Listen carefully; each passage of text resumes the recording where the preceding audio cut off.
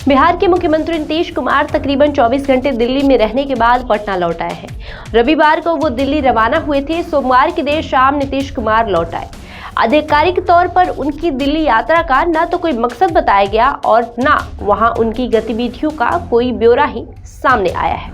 वैसे पार्टी नेताओं के साथ उनकी बैठकों के बारे में मीडिया ने जरूर कुछ जानकारी हासिल कर ली है। जब तक कुछ आधिकारिक तौर पर ना बताया जाए तब तक मीडिया में खबरें अनुमान और इधर उधर से जुटाई गई सूचनाओं पर ही आधारित होती है।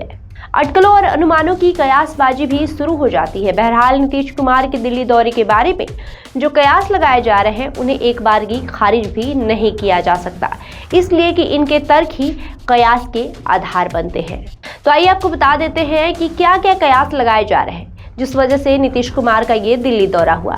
लोगों का पहला कयास ये है कि बिहार में समय से पहले विधानसभा चुनाव हो सकता है। कहा जा रहा है कि नीतीश कुमार लोकसभा चुनाव के समय से ही बिहार विधानसभा चुनाव की मांग कर रहे हैं।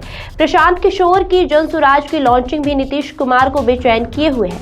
प्रशांत को जिस तरह का समर्थन मिल रहा है उसे न सिर्फ राजद की चिंता बढ़ी है बल्कि नीतीश कुमार के लिए उससे अधिक खतरा दिख रहा है। प्रशांत के निशाने पर भी नीतीश कुमार और तेजस्वी यादव ही है। नीतीश कुमार शायद प्रशांत किशोर के मंसूबे पर पानी फेरने के लिए चुनाव में अब अधिक देर नहीं करना चाहते हैं। अनुमान है कि नीतीश ने भाजपा नेताओं से इस बारे में खुद बात की हो या अपने दो सांसदों संजय झा और ललन सिंह को भाजपा नेतृत्व को तैयार करने की जिम्मेदारी सौंपी हो।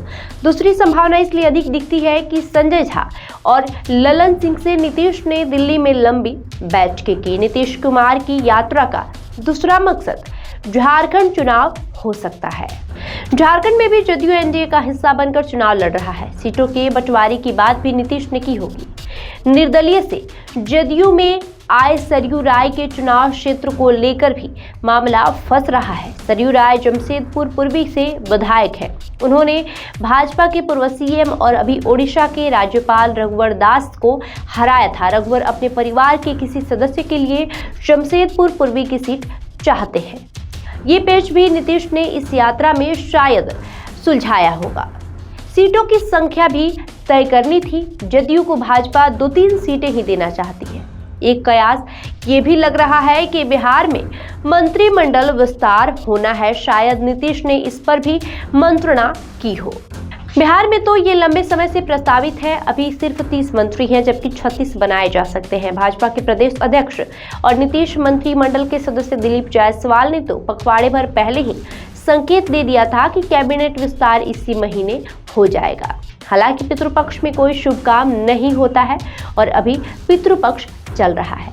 संभव है कि नवरात्र में मंत्रिमंडल का विस्तार हो जाए। कैबिनेट में कुछ फेरबदल भी हो सकता है, यानी कुछ मंत्री बदले भी जा सकते हैं। नए नामों पर नीतीश की सहमति जरूरी है। कहा तो ये भी जा रहा है कि नीतीश को 2 डिप्टी सीएम का होना अच्छा नहीं लगता है और संभव है कि विस्तार के वक्त एक की छुट्टी कर दी जाए। नीतीश की यात्रा को बिहार के लिए केंद्रीय मदद मांगने के रूप में भी देखा जा रहा है। बिहार बाढ़ की चपेट में है।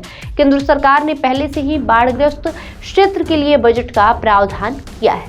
संभव है कि मौजूदा त्रासदी के मद्देनजर नीतीश कुमार अतिरिक्त मदद मांगने गए हों। बहरहाल ये सभी कयास है। वास्तविकता तो तभी पता चलेगी जब नीतीश कुमार या जदयू खुद इस बारे में कुछ जानकारी दे। बहरहाल आपका इस खबर को लेकर क्या कहना है हमें कमेंट करके जरूर बताएं। धन्यवाद।